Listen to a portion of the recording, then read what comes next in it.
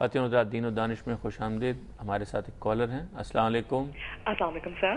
وعلیکم السلام. سر میرے 3 سوال ہیں اور تینوں کا تعلق حد کی سزاؤں کے ریفرنس سے ہے.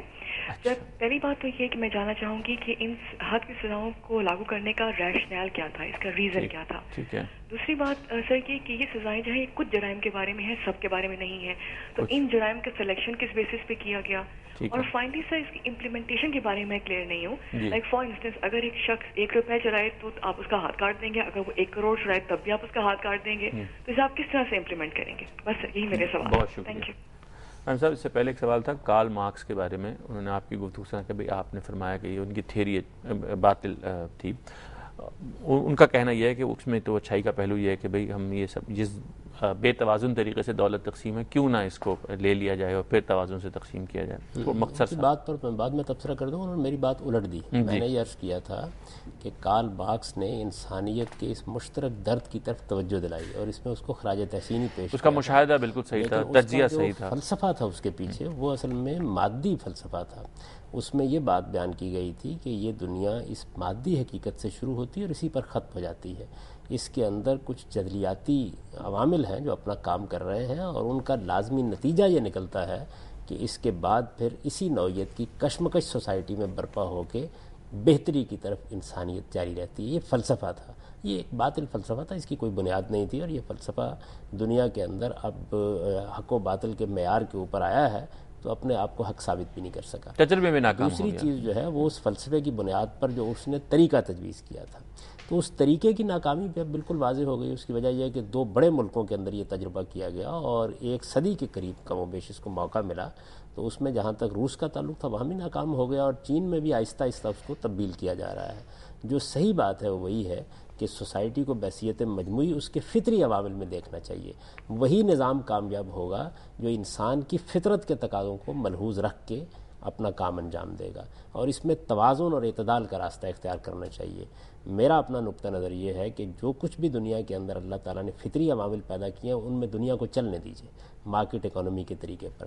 البتہ نظم ریاست کو چاہیے کہ وہ اس کا نگران بھی رہے، قانون سازی بھی کرے اور ایک فلاحی ریاست کی ذمہ داریوں کو پورا کرنے کے اقدامات بھی کرے. وہ اقدامات جان مال آبرو کی حرمت کے حدود کے اندر ہونے چاہیے. اسی سے ریلیٹڈ سوال ہے غامی صاحب کہ یہ جو سزائیں ہیں اسلام میں، ان کے پیچھے ریشنل کیا ہے اور کچھ جرائم کا ہی کیوں انتخاب کیا گیا ہے؟ دیکھیے بات یہ ہے کہ انسان کی جان مال آبرو کو حرمت حاصل ہے. تینوں چیزیں جو ہے وہ اس دنیا کے اندر مقدس ترین چیزیں ہیں. کسی کی جان کے خلاف، کسی کی آبرو کے خلاف، مال کے خلاف کوئی اقدام نہیں ہونا چاہیے. جب کوئی آدمی کسی جرم کا ارتکاب کرتا ہے، یعنی کسی کی جان کے خلاف، کسی کے مال کے خلاف، کسی کی آبرو کے خلاف، تو وہ اس حرمت سے محروم ہو جاتا ہے. اب یہ سوال پیدا ہوتا ہے کہ اس کو سزا دینی ہے. جب اس نے جرم کا ارتکاب کیا تو کیا دی جائے؟ انسان کے پاس اس کو متعین کرنے کا کوئی طریقہ نہیں ہے. اللہ تعالیٰ نے چند جرائم کا انتخاب کیا. انہوں نے کہا نا کس بنیاد پہ کیا؟ چند بڑے جرائم کا انتخاب کیا. یعنی جان کے خلاف سب سے بڑا جرم قتل ہے یا کسی آپ کے عضو کو نقصان پہنچانا ہے. مال کے خلاف سب سے بڑا جرم چوری ہے. اسی طرح آبرو کے خلاف سب سے بڑا جرم بدکاری ہے. اور اسی طرح سے اگر آپ دیکھیں تو جو جرائم فساد کی صورت اختیار کر لیتے ہیں، جس میں گویا نیوسنس پیدا ہو جاتی ہے، تو بڑے جرائم بن جاتے ہیں. تو ان بڑے جرائم کی انتہائی سزائیں اللہ تعالیٰ نے مقرر کر دی. یہ بات ان کی ٹھیک نہیں ہے کہ 1 روپے کی چوری اور 1 کروڑ کی چوری. جرم کی نوعیت بھی دیکھی جائے گی، مجرم کے حالات بھی دیکھے جائیں گے.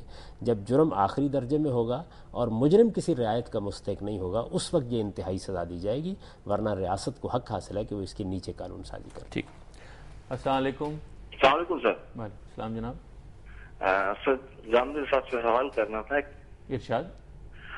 سر وائف سے جھگڑا ہوا تھا 1 سال قبل، تو میں نے 1 طلاق دے دی تھی ان کو. اس کے بعد رابطہ کر لیا تھا، پھر ساتھ رہ رہے تھے ہم. جی. پھر میں نے ان کو ایک شرط عائد کی، میرا تو میری اجازت کے بغیر گھر سے کہیں نہیں جاؤ گی. اگر میری اجازت کے بغیر گھر سے کہیں قدم نکالا تو پھر اپنے آپ کو میرے نکاح سے فارغ سمجھنا. جی. اور خود کو راہ کے راستہ تصور کرنا. جی. اب یہاں حیدرآباد کے مقامی علماء وغیرہ کہتے ہیں کہ اس سے 3 طلاق واقع ہو گئی، تو کیا واقعی میں ایسا ہو چکا ہے؟ جناب دیکھیے، پہلے تو ان کو نصیحت کرنی چاہیے کہ اس طرح کی شرائط عائد نہیں کرنی چاہیے. اس کی وجہ یہ ہے کہ یہ انسانی فطرت کے خلاف ہے. یعنی ایک خاتون کو آپ پابند کر رہے ہیں کہ وہ آپ کی اجازت کے بغیر گھر سے قدم باہر نہ نکالے، تو یہ پابندی لگانا بجائے خود ایک غیر فطری اقدام کرنا ہے. اس کے برے نتائج نکلنا تھے، اچھے تو نکل نہیں سکتے تھے. تو پہلی چیز یہ ہے. دوسری چیز یہ ہے کہ اگر انہوں نے اس کے جواب میں یہ کہا تھا کہ اگر تم ایسا کرو گی تو طلاق واقع ہو جائے گی تم پر اور یہ نہیں ہوگا، تو یہ ایک ارادے کا اظہار تھا. اگر اس نے اپنا قدم باہر نکالا ہے تو اس کے بعد انہوں نے کیا اقدام کیا، کیا طلاق دی ہے؟